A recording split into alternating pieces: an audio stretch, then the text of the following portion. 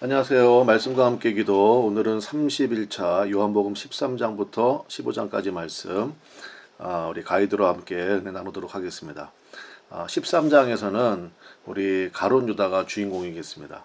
우리 2절 말씀에 보면 마귀가 벌써 시몬의 아들 가룟 유다의 마음에 예수를 팔려는 뭘 넣습니까? 네, 생각을 넣었더라. 여러분 이 부분이 굉장히 중요합니다. 생각의 영역에 사탄이 들어가면 성령께서 우리 마음 가운데 근심을 주십니다. 그러니까 여러분 마음에 근심이 있다라는 것은요, 하나의 굉장히 중요한 신호로 받아들일 수 있어야 됩니다. 그리고 무엇보다도 우리 예수님의 이름의 권세가 있잖아요. 그래서 예수님의 이름의 권세를 사용해서 이 생각에 들어왔을 때 그러니까 딱 분별이 되거든요. 그때 예수님의 이름으로 그 생각들을 대적할 수 있어야 되겠습니다. 13장 10절, 21절, 26절에 보면요, 예수님께서 다른 사람은 못 알아들어도 가룟 유다는 돌이키고 깨달을 수 있는 경고의 말씀들을 계속 주셨습니다. 그러니까 가룟 유다 마음속에는 예수로 팔려는 생각이 들어갔거든요. 예수님이 그거 모르실 리 없잖아요. 그래서 계속해서 다른 사람은 못 알아들어요. 그런데 가룟 유다는 알아듣거든요. 계속 경고의 말씀을 주셨음에도 불구하고 결국은 그 생각을 사탄 마귀가 준 생각을 몰아내지를 못했습니다. 자, 27절 말씀이 중요한데요. 생각을 이렇게 계속 내 안에 품고 있잖아요. 마귀가 주는 생각을. 그러면 조각을 받은 후 곧 사탄이 그 속에 들어간지라. 이제 사탄이 아예 그 속에 자리를 잡습니다. 이에 예수께서 유다에게 이르시되 내가 하는 일을 속히 하라 하시니. 여러분 삼손 아시죠? 사사기에 나오는 삼손이 성경 가운데 가장 많은 은사를 받은 사람이거든요. 힘도 있고 지혜도 있고. 그런데 삼손이 블레셋 군대는 이깁니다. 나귀 턱뼈 하나 가지고도 무찌르고 하는데 블레셋 군대는 이기는 그 삼손이요, 한 여자는 이기지 못합니다. 그러니까 날마다 마귀가 집어넣어주는 생각이 적기 때문에 그래요. 그러니까 블레셋의 한 여자를 사랑하게 되고 계속 그 여자 찾아가거든요. 계속 그 여자 만날 거 아니에요. 그리고 날마다 마귀가 집어넣어줄 생각에, 그리고 결국은 처음에는 그 여자가 물어보잖아요. 당신의 힘의 근원이 어디냐. 처음엔 삼손 얘기 안 해줬어요. 근데 나중에는 다 얘기해 주거든요. 그리고 그 여인의 무릎을 베고 잠이 들고. 그러니 이게 방법이 없죠. 그래서 여러분 우리가 하고 있는 이 말씀 기도, 이게 날마다의 영성이거든요. 여러분 이게 굉장히 중요한 겁니다. 그러니까 하루 3장 말씀 묵상하고 기도하는 게 별거 아닌 것 같아도요, 이게 날마다라는 게 포인트예요. 그 말씀으로 날마다 우리가 하루를 시작하기 전에 생각을 채우고 또 그 말씀을 묵상을 하고 또 기도를 하고, 그럼 여러분 생각이 뭐로 채워지겠습니까? 말씀으로 채워지죠. 마귀가 제일 무서워하는 게 뭐예요? 예수님이 마귀의 시험을 광야에서 뭐로 이기셨어요? 말씀으로 이기셨잖아요. 그래서 말씀이 그래서 중요한 겁니다. 우리가 이거 말씀 기도를요, 저도 아무튼 이제 저도 각오를 하고 그러니까 끝까지 간다 했는데, 여러분도 그런 각오시겠죠. 우리가 말씀으로 무장합시다.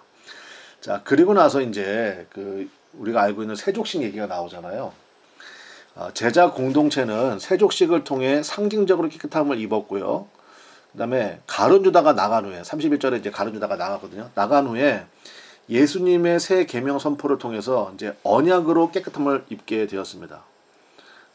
그래서 34절과 35절에 보면 새 계명을 너희에게 주노니 서로 사랑하라. 내가 너희를 사랑한 것 같이 너희도 서로 사랑하라. 너희가 서로 사랑하면 이로써 모든 사람이 너희가 내 제자인 줄 알리라. 여러분 구약 성경에도 이웃사랑에 대한 계명이 있잖아요. 말씀도 많이 있고. 근데 구약의 이웃사랑과 달라진 점이 무엇입니까? 기준이 다릅니다. 예수님께서 말씀하셨죠. 제가 여기 노란색으로 표시해놨는데 내가 너희를 사랑한 것 같이예요. 즉 죽기까지의 사랑입니다. 예수님이 우리를 어떻게 사랑하셨습니까? 십자가에서 죽기까지 사랑하셨잖아요. 우리 12장에서 봤죠. 한 알의 밀이 땅에 떨어져 죽어야 많은 열매를 맺는다. 했고, 그러면 14장부터는 도대체 우리가 우리의 인격으로 어떻게 그런 사랑이 가능하냐, 이제 그 말씀에 대해서 함께 나눠보도록 하겠습니다. 자, 14장으로 들어가겠습니다.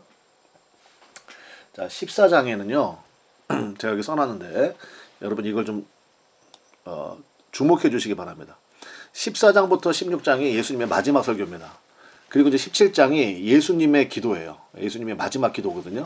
그래서 14장과 16장이 예수님의 마지막 설교. 여러분 사람도 죽을 때 마지막으로 하는 말을 뭐라고 그래요? 유언이라고 그러죠. 그거 굉장히 중요한 거 아닙니까? 예수님도 마지막 설교가 14장부터 16장까지 전문이 나옵니다. 그게 얼마나 중요하겠습니까? 매우 중요하겠죠. 예수님의 첫 설교가 산상수훈입니다. 마태복음 5장부터 7장에 나오는 거. 첫 설교는 예수님께서 산상이잖아요. 산에 올라가 앉으셨고 수많은 무리를 향해서 설교하셨습니다. 그러니까 첫 설교는 공개적 설교였는데요. 이 마지막 설교는요. 세주옥씩 마치고 그다음에 가룟 유다로 나가고 거의 11명을 놓고 하신 거예요. 그러니까 이 제자들만을 대상으로 다락방에서 비공개적으로 하신 겁니다. 산상수훈은 믿음의 원리가 주된 내용이다 이렇게 볼 수 있고요. 마지막 설교는 주님과 동행하는 삶. 그러니까 앞에 새 계명을 우리에게 주셨잖아요. 죽기까지 서로 사랑하는 거. 이게 어떻게 가능하냐. 이제 여기에 포인트가 있습니다. 주님과 동행하는 삶. 그런데 우리가 또 질문이 생기죠. 주님과 어떻게 동행이 되느냐.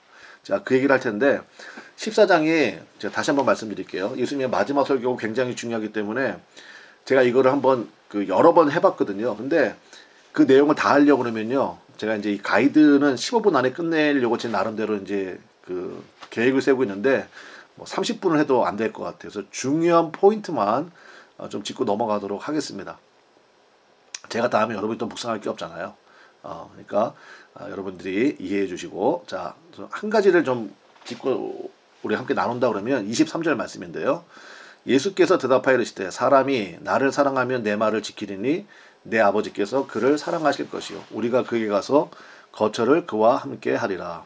자, 예수님을 계속 사랑하는 법. 예수님이 주신 새 계명으로 사랑하는 법 뭡니까?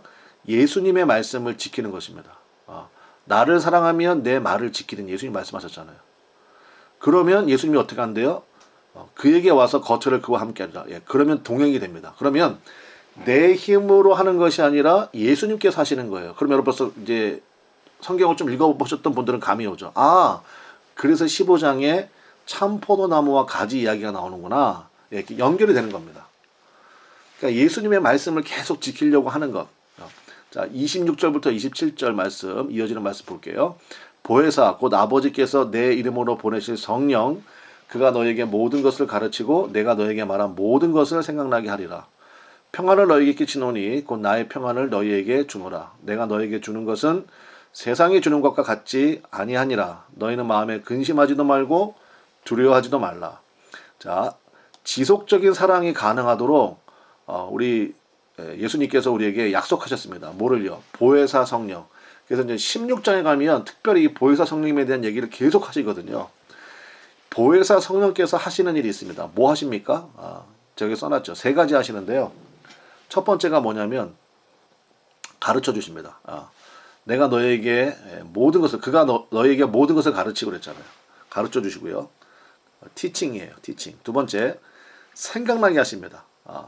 내가 너에게 말한 모든 것을 생각나게 하십니다. 여러분 생각나게 하시려면요. 여러분 평소에 우리가요. 말씀 묵상이 많아야 됩니다. 그러면요. 생각이 많이 나요. 여러분 예를 들어서 여러분이 외국어를 공부하는데 여러분 안에 단어가 많다고 생각해 보십시오. 그러면 금방금방 알아듣습니다. 그런데 단어가 없잖아요. 그러면 알아들을 것도 없고요. 할 말도 없어요. 그러니까 결국 영어는 마지막에 단어 싸움이거든요. 우리 신앙생활도 마찬가지입니다. 내 안에 말씀 묵상이 많아야 돼요. 내 안에 쌓여있는 말씀이 많아야 돼요. 그러면요. 생각이 굉장히 클리어하게 나고 또 명확하게 납니다. 근데 이게 우리 안에 말씀이 없잖아요. 그러면 한번 생각해 보세요. 성령께서 지금 굉장히 답답하세요. 생각나게 하실 게 있어야 생각이 나죠. 내 안에 뭐가 있어야지 생각이 나는 거 아닙니까? 내 안에 아무것도 없어. 그냥 백지야. 그럼 뭐 생각날 게 뭐가 있나요? 그때는 이제 말씀 많이 읽어야 되는 거죠. 그래서 생각나게 하시고 그 다음에 3번째가 뭡니까? 평화를 주신다는 것입니다. 이러면 지속적인 사랑이 가능해요. 가르쳐 주시죠. 생각나게 하시죠. 그 다음에 우리 마음에 평화를 주신다고요. 그러면 지속적인 사랑이 가능하게 되어 있습니다. 이 보혜사라는 말이 무슨 뜻이냐? 이제 이건 알아두시면 좋겠어요. 헬라어로 파라클레토스라고 그래요. 파라클레토스. 파라클레토스를 어떻게 번역했느냐? 제가 영어 성경을 좀 찾아봤거든요. 이렇게 번역했습니다. 어떤 성경에는 helper, 돕는 분, 어떤 성경은 counselor, 상담자, 어떤 성경에는 advocate, 옹호자, 지지자, 그 다음에 어떤 성경에는 comforter, 위로자, 그 다음에 어떤 성경에는 friend. 이게 다 보혜사예요. 그러니까 그 당시에 그러니까 우리 단어로는 표현이 안 되는 거죠. 그래서 이제 일부러 만든 단어인데 그 당시에 파라클레토스 그러면 다 이런 뜻이 있었습니다. 여러분 이건 듣기만 해도 기분 좋은 거 아니에요? 도와주시고 상담해 주시고 지지해 주시고 위로해 주시고 그런 분이 내 친구야. 얼마나 좋습니까? 그러니까 보혜사 성령님이죠. 그리고 이제 마지막 15장에 가면 자 이제 그 유명한 이제 포도나무 비유를 예수님이 말씀하십니다. 여기 써놨습니다. 제가 아버지는 농부가 되시고요. 예수님은 참 포도나무가 되시고 우리는 가지가 됩니다. 구약 성경 특별히 이사야서에도 포도나무 비유가 많이 나오거든요. 차이가 있다면 요 참자입니다. 예수님은 참 포도나무예요. 예수님이 포도나무가 되시고 우리는 이제 가지가 되는 겁니다. 그럼 뭐가 중요합니까? 일단 농부가 제일 중요하고요. 그 다음에 포도나무가 중요하죠. 그러면 가지는 붙어만 있으면 되는 겁니다. 그러니까 결국은 우리의 쌈은 뭐예요? 붙어 있는 거예요. 붙어 있는 방법은 뭐예요? 말씀이라니까요. 그리고 성령께서 그 접착제 역할을 하시는 거죠. 이해가 되셨죠? 자, 3절과 4절 보겠습니다. 너희는 내가 일러준 말로 이미 깨끗하여졌으니 내 안에 거하라. 나도 너희 안에 거하리라. 가지가 포도나무에 붙어있지 아니하면 스스로 열매를 맺을 수 없음 같이 너희도 내 안에 있지 아니하면 그러하리라. 그러면 이 말씀에서 우리가 힘써야 될 게 뭡니까? 우리 스스로 열매를 맺으려는 시도를 할 필요가 없습니다. 우리 힘으로 뭘 맺습니까? 못해요. 우리는 딱 한 가지만 신경 쓰면 됩니다. 예수님께 붙어있기만 하면 돼요. 여러분 그런 얘기 들어보셨죠? 뛰는 놈 위에 나는 놈이 있고요. 나는 놈 위에 붙어가는 놈이 있어요. 붙어가는 놈이 제일 무서운 놈이에요. 우리도 마찬가지입니다. 우리는 무조건 예수님께 붙어있으려는 거 한 가지만 힘쓰면 됩니다. 붙어있는 방법 뭐라고 그랬습니까? 말씀이에요. 그러니까 말씀이 내 안에 있어야 됩니다. 그래서 예수님 7절에 또 말씀하시잖아요. 너희가 내 안에 거하고 내 말이 너희 안에 거하면 무엇이든지 원하는 대로 구하라. 그리하면 이루리라. 어디 가면 요것만 붙여놨습니다. 그죠? 무엇이든지 원하는 대로 구하라. 그리하면 이루리라. 요한복음 15장 7절. 아니에요. 요 앞이 중요한 거죠. 너희가 내 안에 거하고 내 말이 너희 안에 거하면 조건절로 되어 있잖아요. 그러니까 우리가 요 뒷부분에다 방점을 찍을 게 아니라 앞부분에 방점을 찍어야 되죠. 이게 중요한 거 아닙니까? 그러니까 너희가 내 안에 거하고 우리가 말씀으로 예수님 안에 거할 수 있다고 그랬죠. 그리고 예수님 말씀이 내 안에 거해요. 예수님 말씀이 나를 사로잡아요. 또 보혜사 성령님께서 생각나게 하시고 가르쳐 주시고 평안을 주세요. 그러면 무엇이든지 원하는 대로 구하면 이루어지리라. 이건 당연한 거 아닙니까? 그러니까 붙어있는 유일한 길은 결국 말씀이다. 제가 여기 써놨네요. 그죠? 유일한 길은 결국 말씀이고요. 그러면 너무나도 당연하게 나의 원함과 예수님의 원함이 일치가 되잖아요. 그러니까 내 소원이 결국은 예수님의 소원이고요. 예수님의 소원이 내 소원이 돼요. 그러니 다 응답되는 건 당연한 거죠. 그렇지 않습니까? 근데 요거 빼버리고요. 무엇이든지 원하는 대로 구하라. 요것만 기억하면요. 그러면 여러분이 원하는 게 뭐 여러 개 있을 거 아닙니까? 근데 여러분 그게 말씀으로 필터링이 안 됐잖아요. 그러니까 우리가 신앙생활, 그래서 말씀 묵상이 그래서 중요합니다. 성경을 정확히 알아야 돼요. 12절 내 계명은 곧 내가 너희를 사랑한 것 같이 너희도 서로 사랑하라 하는 이것이니라. 자, 정리하겠습니다. 선순환 구조가 있어요. 첫 번째 우리가 뭐 해야 됩니까? 붙어 있어야 돼요. 뭘로 붙어 있을 수 있어요? 예수님 말씀으로 붙어 있을 수 있습니다. 그러면 이제 말씀으로 하나가 됩니다. 또 성령께서 그거를 도와주십니다. 그러면 이제 기도가 응답이 돼요. 그 기도가 응답의 열매가 뭡니까? 사랑의 열매입니다. 열매가 열려요. 그러니까 내가 사랑의 열매를 맺어야지가 아닙니다. 그냥 사랑이 되어지는 겁니다. 사랑이 그냥 되어져요. 어제까지는 원수 같던 사람이요. 그냥 불쌍해 보여. 그리고 괜찮아 보여요. 그리고 참 측은해 보이기도 하고, 아유, 내가 아니면 저거 누가 품어주나 이런 생각도 들고요. 그러니까 사랑이 되어진다니까요. 그러면 어떻게 합니까? 열매가 열리면 15장에 예수님 뭐라고 말씀하셨어요? 아버지께서 깨끗하게 하신대요. 왜? 더 열매를 많이 맺게 하려고. 그러면 이게 또 돌아가는 거예요. 계속 붙어 있죠. 말씀 공급되죠. 성령께서 응원해 주시죠. 지지해 주시죠. 그러면 무엇이든지 원하는 대로 응답이 되죠. 그럼 열매가 또 열리죠. 또 아버지께서 깨끗하게 하시죠. 그러니까 계속 이 역사가 나타나는 거고, 그러니까 이렇게 살다가 예수님이 와라 그러면 가는 거죠. 네. 그러니까 예수님의 마지막 설교에서 예수님이 다시 한번 강조하시는 것은 뭡니까? 결국은 말씀이었습니다. 그리고 그 말씀 붙들려고 우리가 의지할 때 보혜사 성령님께서 함께 해주신다는 것입니다. 그러면 열매는 자동으로 열리는 거예요. 그러니까 우리가 포인트를 어디에 둬야 될지 여러분 기도할 때도 우리 정확한 타깃을 가지고 주님 앞에 기도할 수 있는 은혜가 있으시기를 바랍니다. 우리 다음 시간에 뵙도록 하겠습니다. 감사합니다.